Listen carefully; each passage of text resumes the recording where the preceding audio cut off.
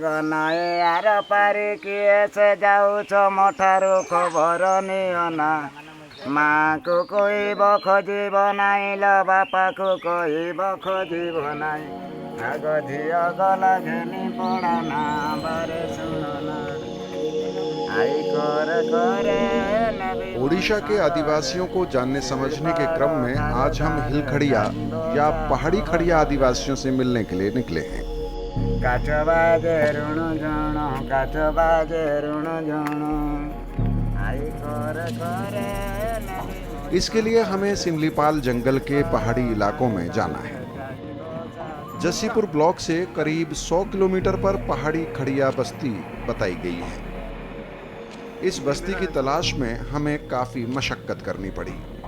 रास्ता पूछते पाछते करीब 3 घंटे की ड्राइव के बाद हम हिलखड़िया बस्ती के पास पहुंचते हैं।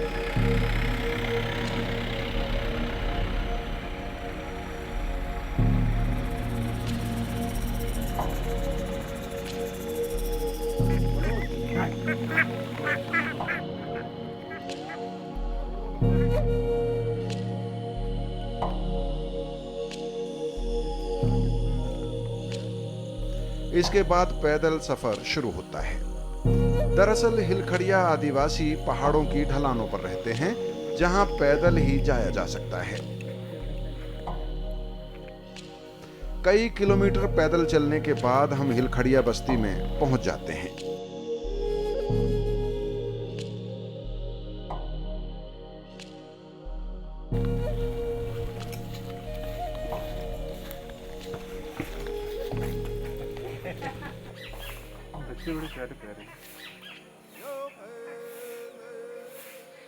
नमस्कार, स्वागत है आप सभी का राज्यसभा टीवी में। मैं हूं श्याम सुंदर।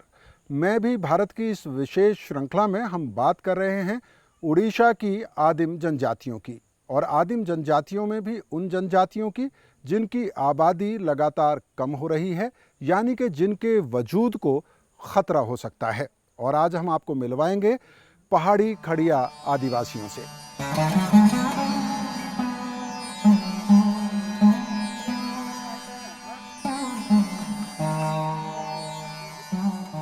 इस बस्ती में हिलखड़िया आदिवासियों के 4 घर हैं। घर बांस और मिट्टी से बनाए गए हैं। घर में एक ही कमरा होता है और घर के साथ ही घास फूस और बांस से बनी छत को बढ़ाकर अपने पालतू जानवर बांधने की जगह बनाई गई है। कई घरों में आदमी और पशु साथ साथ रहते हैं।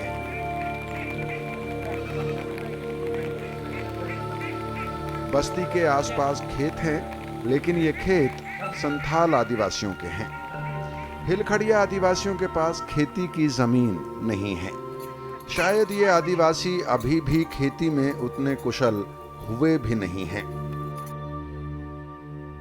1986-87 में इस आदिम जनजाति के लिए हिलखड़िया विकास एजेंसी बनाई गई थी, जिसका काम इनके लिए स्वास्थ्य सेवा, इनकी जनसंख्या वृद्धि दर और इनके शिक्षा के इंतजाम करना है।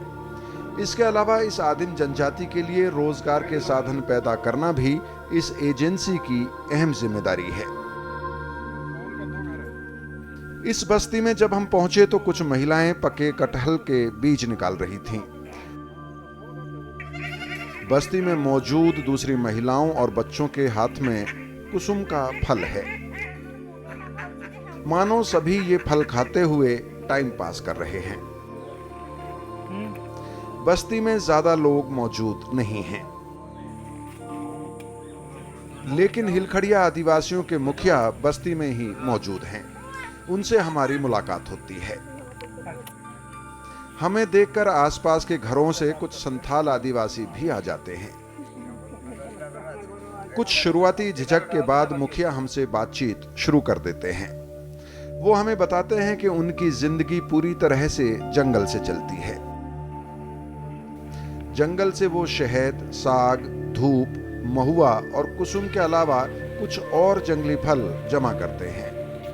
इन सभी चीजों में से शहद और धूप से उनकी कुछ कमाई भी हो जाती है। धूप दरअसल शाल के पेड़ का गोंद है जिसको जलाने पर सुंदर खुशबू आती है और जो पूजा पाठ में इस्तेमाल की जाती है।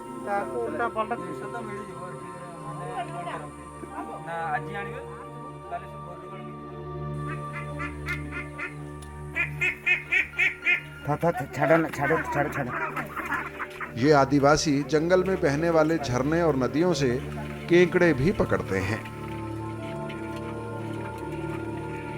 मोटे तौर पर ये आदिवासी जंगल से मिलने वाले उत्पाद अपने जीने के लिए ही जमा करते हैं और बाहरी दुनिया से इनका वास्ता कम ही है।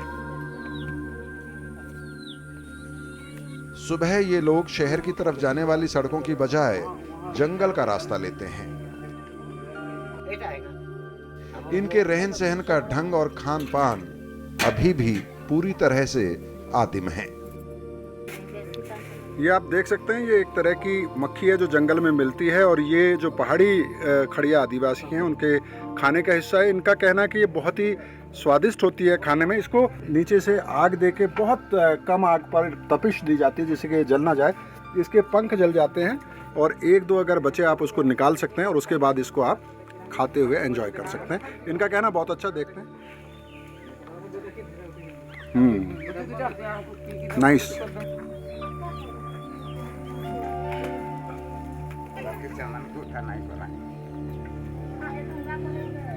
मुखिया अब जंगल में कम ही जाते हैं,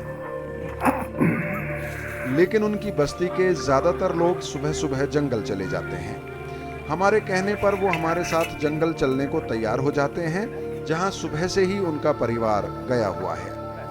निकलने से पहले वो कुल्हाड़ी, रस्सी और शहद के लिए पतीला ले लेते हैं।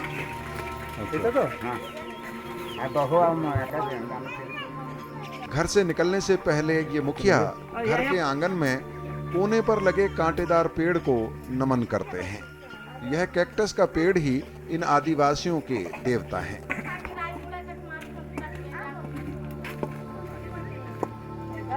ना अपना ले लेनी। हाँ? तो मैंने करता।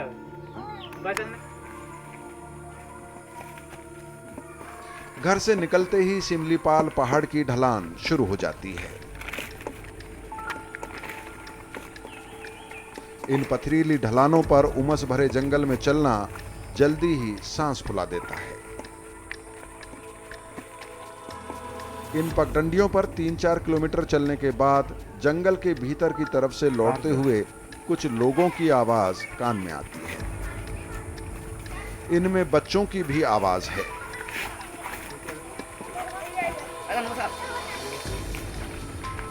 कुछ मिनट में हमारी मुलाकात इन लोगों से होती है जो शहद लेकर लौट रहे हैं।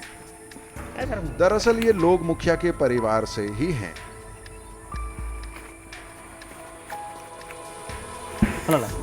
खूब भालो है। मुखिया कहते हैं कि अब जंगल में जाने का फायदा नहीं है क्योंकि आसपास का शहद ये लोग इकट्ठा कर चुके हैं। लेकिन इन्हीं लड़कों में से एक लड़का बताता है कि एक पेड़ पर मधुमक्खी का छत्ता है जो यहाँ से बहुत दूर नहीं था। इन्हें जो बहुत दूर नहीं लग रहा था वो अभी कोई 4-5 किलोमीटर दूर था।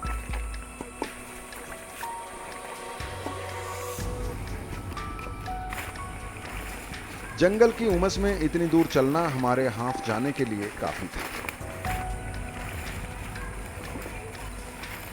खैर, इन लोगों से गप लगाते लगाते हम उस जगह पहुंच गए।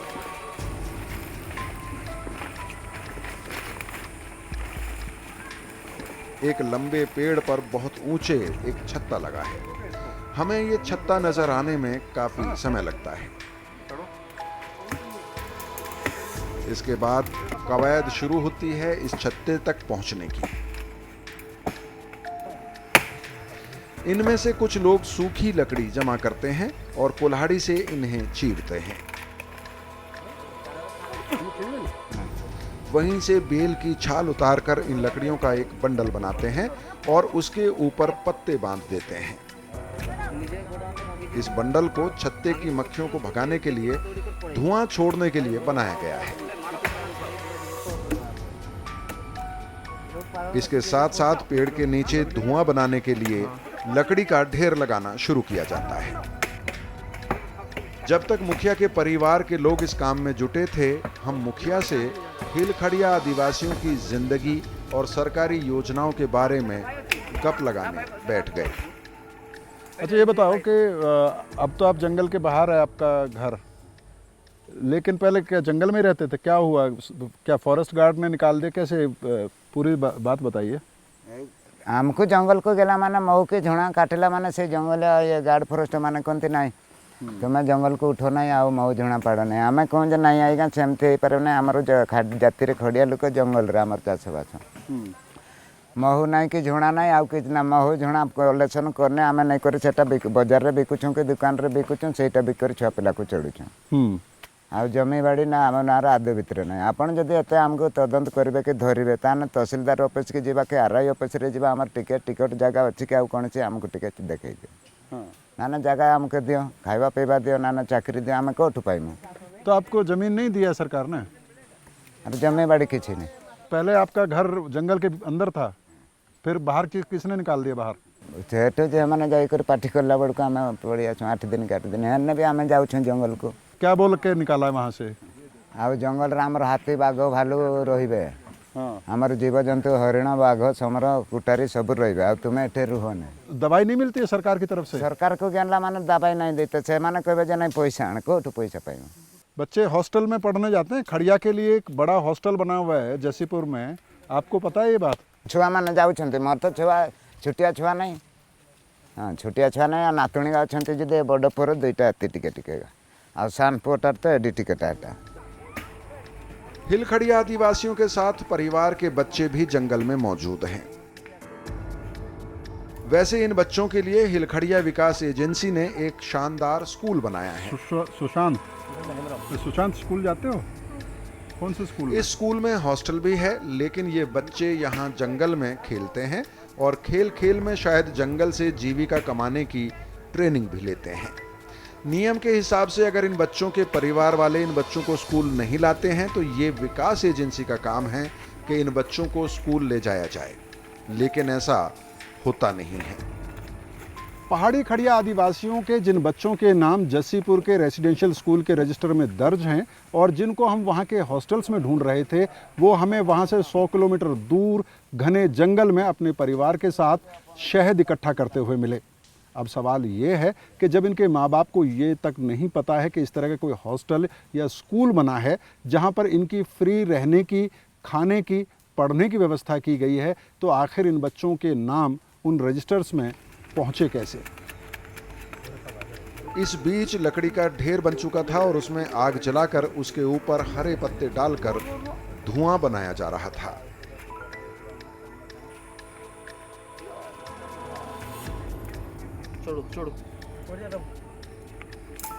उधर एक आदिवासी लड़का पेड़ पर चढ़ने लगता है।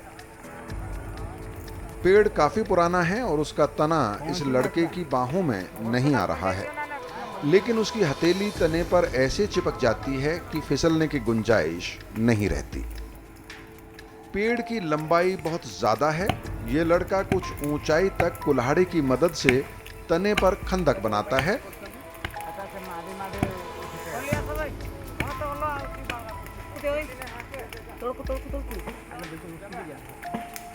और उसके बाद फिर दूसरा लड़का चढ़ता है और इस तरह से अदल बदल कर आखिरकार ये छत्ते के पास पेड़ पर पहुंच जाते हैं। लेकिन तभी हवा चलने लगती है और इनकी सारी मेहनत बेकार हो जाती है, क्योंकि नीचे की लकड़ियों का धुआं छत्ते तक नहीं पहुंच रहा है। काफी देर तक कोशिश के बाद आखिर ये आदिवासी इस छत्ते को तोड़ने का इरादा छोड़ देते हैं। हम भी अब थकान से चूर हो चले थे, सो वापसी का फैसला हो। क्या किस वजह से नहीं पहुंच रहा? हवा की वजह से? ऊपर पवन मारती से धुआं पंत नहीं से हाँ कावड़ में ना हो तो सारी मेहनत खराब हो गई। तो कुल मिलाकर पूरा परिवार मिलकर दिन भर में करीब 2 किलो शहद जुटाने में कामयाब होता है। चलिए। वापसी में इन लोगों से कुछ और बातचीत में पता चलता है कि ये शहद 80 रुपए से 100 रुपए प्रति किलो के हिसाब से बिक जाता है।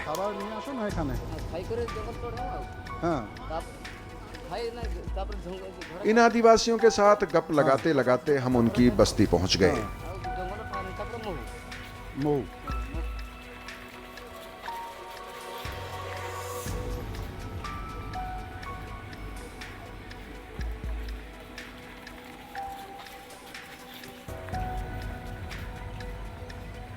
इनके लाए शहद का स्वाद चखा, थोड़ा सुस्ताए और फिर इनसे विदा ली।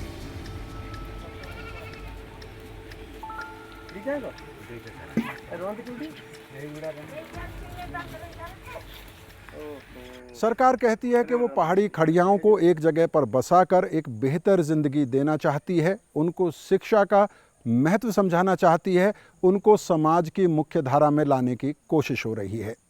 दूसरी तरफ पहाड़ी खड़िया कहते हैं कि उनको जंगल से बाहर निकालकर सरकार ने घर से बेघर कर दिया है। आखिर इन दोनों परसेप्शंस में, इन दोनों धारणाओं में इतना फर्क क्यों है? छोटे से ब्रेक के बाद समझने की कोशिश करेंगे। स्कूल तो बहुत अच्छा है, पढ़ाई भी अच्छा है, लेकिन टीचर जो ट्रेंड टीचर अभी तक नहीं है। जो ट्रेंड ग्रेजुएट टीचर होने से और थोड़ा एजुकेशन भी अच्छा होगा।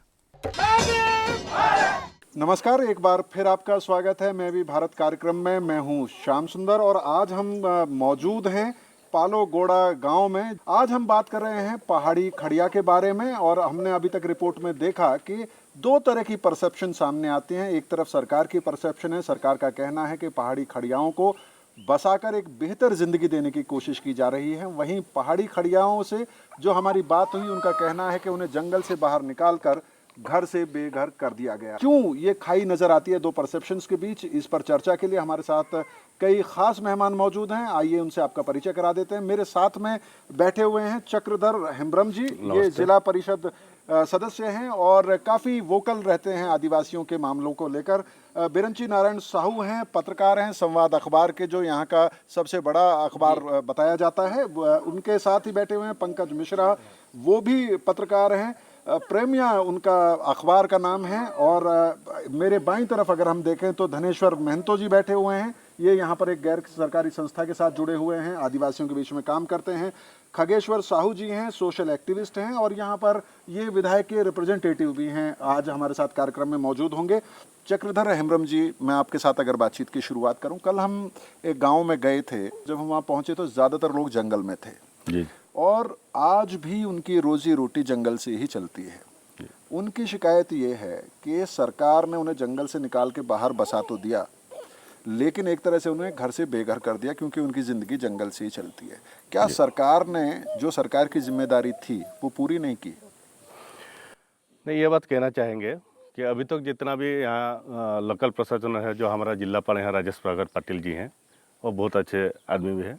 जब भी हम कोशिश किए हैं, और मैं डीएलसी का एक मेंबर भी हूँ एफआरए का, तो हम लोग का कोशिश यही चल रहा है कि जहाँ भी घोड़िया मकड़िया लौटा जाए, इन लोग यहाँ पे इस योजना में शामिल नहीं थे। पहली बार भारत में जितना भी आप जंगल जमी अधिकार कार्य हुआ है, इसमें से पहले मयूरभंज डिस्ट्रिक्ट अच्छा काम किया है जंगल जमी अधिकार में। और हमारा जो डीएलसी मीटिंग है, मेंबर होता है, हम लोग का जहाँ जिलापाल वहाँ का ये है कि जहाँ भी जितना भी खड़िया मकड़िया लौटा जाए, इन लोग को अपने मुल्क सत्ता शामिल करने के लिए उन लोग को एकजुट करके डीएलसी में ये अप्रूव हो गया कि उन लोग को भी एक जो फॉरेस्ट एक्ट का जो है उसमें उन लोग को अधिकार मिले।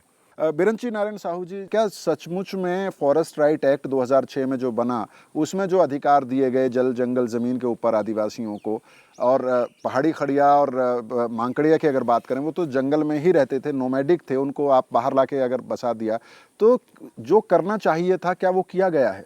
वो जो जंगल ज़मीन अधिकार के बारे में, वो जो एफआरए के बारे में हमारा अभी ऐसा अनुभव आता है कि 50% काम अभी हो चुका है, लेकिन वो जो रोजी रोटी के लिए वो सबसे बड़ा अभी जो संघर्ष करते हैं, वो अभी तक तो उनको नहीं मिल पाते। सरकार की तरफ से कुछ ऐसा खास अरेंजमेंट नहीं किया गया है। वो जो एक महीना में पाते हैं, वो जो सरकार के तरफ से रेशन, वो ही उनका एक अवलंबन है। वो जो डेवलपमेंट के लिए जो कुछ पैसा उनका ज़रूरत है वो अभी तक उनका नहीं मिल सकता है। जी पंकज मिश्रा जी, जसीपुर में हमने देखा बहुत अच्छा एक स्कूल बना है, कम से कम स्कूल की बिल्डिंग पे पैसा खर्च किया गया, लेकिन हमने ये भी देखा कि उसमें बच्चे नदारद हैं। 100 लड़के जो हैं उनके नाम रजिस्टर्ड हैं, 370 लड़कियों के नाम रजिस्टर्ड हैं, लेकिन दोनों ही स्कूल में 20-25 से ज़्यादा बच्चे नहीं। एक स्कूल में तो शायद 15 ही बच्चे थे। तो आपको लगता है कि ये बेहतर नहीं होता कि जहां उनकी बस्तियां बनाई गई हैं उसके आसपास स्कूल बनाए जाते? स्कूल तो बहुत अच्छा है, पढ़ाई भी अच्छा है, लेकिन टीचर जो ट्रेंड टीचर अभी तक नहीं है। तो मैट्रिक का जो इस साल हुआ एग्ज़ाम में 5 लड़का लड़की पास किए हैं, वो भी अच्छा ग्रेड में नहीं। 30 से ज़्यादा दिए तो थे परीक्षा। जो ट्रेंड ग्रेजुएट टीचर होने से और थोड़ा एजुकेशन भी अच्छा होगा। और आप जो बोले कि जे इस स्कूल को यहाँ करने से कि वही दूसरा कोई जगह में, ये क्या होगा ना, मेडिकल फैसिलिटी ठीक से नहीं मिलेगा उन लोगों को। धनेश्वर महतो जी आपसे जानना चाहता हूँ कि 8 साल से एक अध्यापक वहाँ पे पढ़ा रहे हैं, आज तक उनका जॉब जो है वो सिक्योर नहीं है। 6-6.5 हज़ार रुपये मिलते हैं। एक अध्यापक हमें मिले जिनको 2,000 रुपया मिलता है, जो ट्यूशन पढ़ाने के लिए वहाँ पे आते हैं।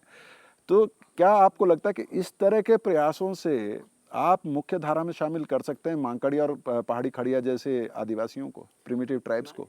जैसा प्लान जैसा है अभी इम्प्लीमेंटेशन में जैसा देख रहे हैं आप, ऐसा ठीक से नहीं होगा। क्योंकि देखिए इंफ्रास्ट्रक्चर का तो हो गया, अतः बनाने का काम था, बना दिया, लेकिन आने के बाद उसका जैसा कि देखभाल करने का था, जैसा कि सच है, वो लोग भी आए, बच्चे अच्छे से पाठ पढ़े और आगे बढ़े। जैसे दूसरे आदिवासियों का साथ जैसे बच्चा जैसे पढ़ रहे हैं वो लोग भी आगे पढ़े, तो उसको अभी ठीक से नहीं किया गया है। जैसे +2 वाला जो टीचर है अभी जो है, वही लोग हाई स्कूल वाला को पढ़ा रहे हैं। उनका ना एक्सपीरियंस है ना कुछ है। आगे बढ़ने के लिए थोड़ा सा ट्रेन टीचर भी चाहिए जो कि आगे ठीक से पाठ पढ़ाए। खगेश्वर साहब, आप सामाजिक कार्यकर्ता भी हैं और एमएलए के रिप्रेजेंटेटिव भी हैं। जो विधायक होते हैं वो एक तरह से जनता के सबसे बड़े नुमाइंदे हैं इस इलाके में। वो भरोसा दिला सकते हैं जाके, चाहे वो खड़ियाँ हों चाहे मांकड़ियाँ हों, कि आप अपने बच्चों को अगर स्कूल भेजेंगे वहाँ पे उनको अच्छा खाना मिलेगा, उनके रहने की अच्छी व्यवस्था है, एक अच्छी ज़िंदगी आने वाले वक्त में उनको मिलेगी। वो भरोसा आप लोग नहीं दिला पा रहे हैं। यही वजह है शायद कि वो अपने बच्चों को जंगल ले जाते हैं, हॉस्टल नहीं भेजते हैं।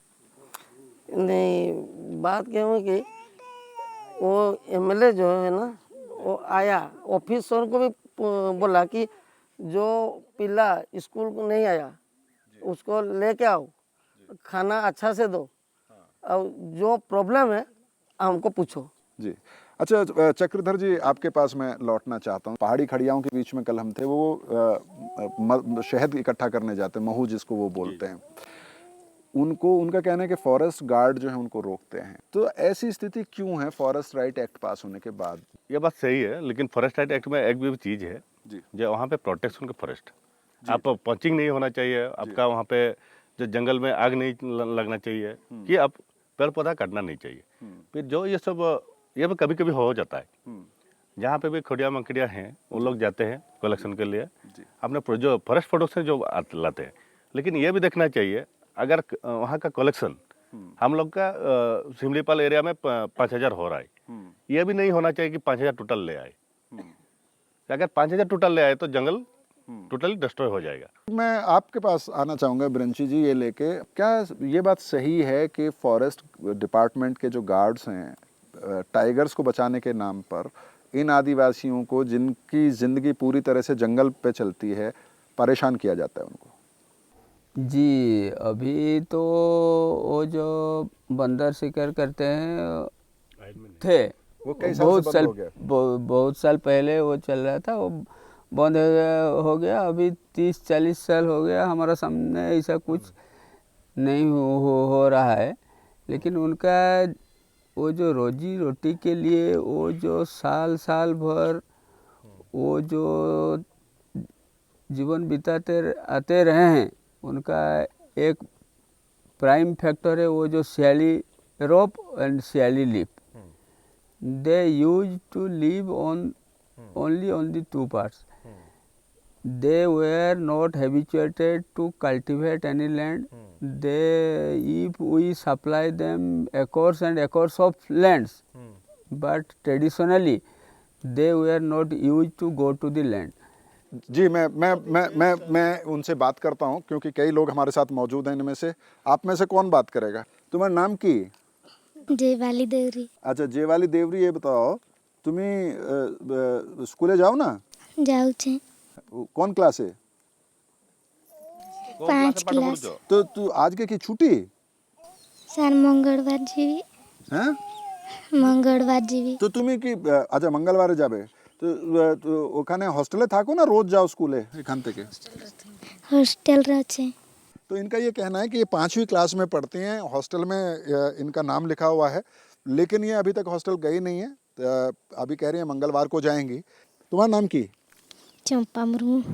चंपा, তুমি পড়াশোনা করেছো কি নেই? স্কুলে যাও তুমি? যাচ্ছি স্যার। কোথায় তোমার স্কুল? ভাদুসর। জঙ্গলে যাও মা বাবার সাথে? नहीं স্যার। কোন ক্লাসে পড়ো তুমি? 6। আপনার নাম কি? মোর নাম হচ্ছে সতীশ চন্দ্র দেহুরি। হ্যাঁ, তোমরা কি জমি পেয়েছো? हाँ 30 ডিসমিল জঙ্গল জমি পাইছো। तो ये इनमें से एक जो है उनका कहना है कि उनको कुछ ज़मीन मिली है उसमें, लेकिन थोड़ी ज़मीन है और वो खेती करने में बहुत माहिर नहीं है। थोड़ा बहुत धान वो ज़रूर पैदा करते हैं। तो कुल मिलाकर हम इतना ज़रूर कह सकते हैं कि यहाँ पर कोशिशें हो रही हैं, जैसा कि चक्रधर जी बता रहे थे कि यहाँ पर जो ज़िला स्तर की जो कमेटी है, डीएलसी जिसको कहा जाता है, वो फॉरेस्ट राइट एक्ट की बात करें, पैसा की बात करें, उसको यहाँ पर लागू करने के प्रस्ताव हैं, कोशिश कर रहे हैं, नीयत है।